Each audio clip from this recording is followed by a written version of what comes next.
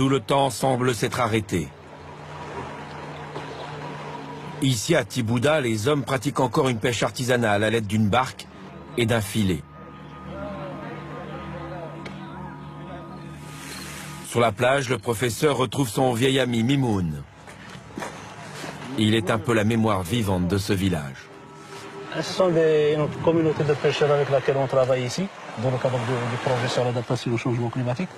Et puis, même moi, c'est un des anciens pêcheurs de la zone, donc c'est quelqu'un qui a 67 ans, il a passé toute sa vie, plus de 60 ans, à pêcher. Donc il connaît un peu la région, il connaît toute la communauté.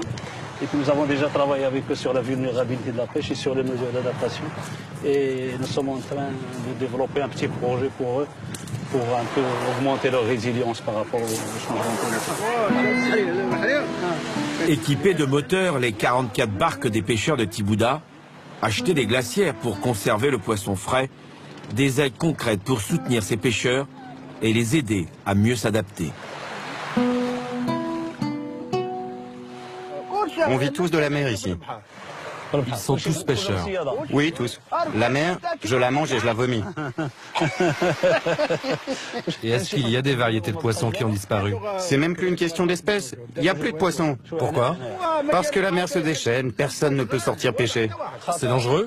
Oui, c'est trop dangereux. La barque se renverse. Qu'est-ce qu'on mange alors? Du pain et des oignons. Quoi d'autre?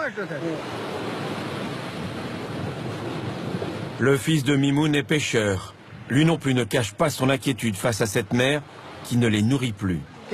On survit, c'est tout, grâce à Dieu. Et quand il y a de la houle, qu'est-ce que vous faites? S'il y a trop de houle, on ne sort pas. Vous chômez? Oui. Et vous ne pouvez rien faire d'autre? De l'agriculture, par exemple? Oh, un peu. Quelle agriculture? L'agriculture ici, c'est zéro. Rien du tout. L'orge est gâchée, les cultures sont gâchées. Et quel genre d'agriculture vous faites? Autrefois, ça ne manquait pas de culture ici. On plantait des céréales, on plantait des pommes de terre. Maintenant, plus rien du tout. Avec une barque pour toute richesse, du poisson de plus en plus rare et une terre improductive, l'horizon de Mimoun et de tous les pêcheurs de Tibouda s'assombrit jour après jour. Une fatalité contre laquelle le professeur Khatabi se démène depuis 3 ans.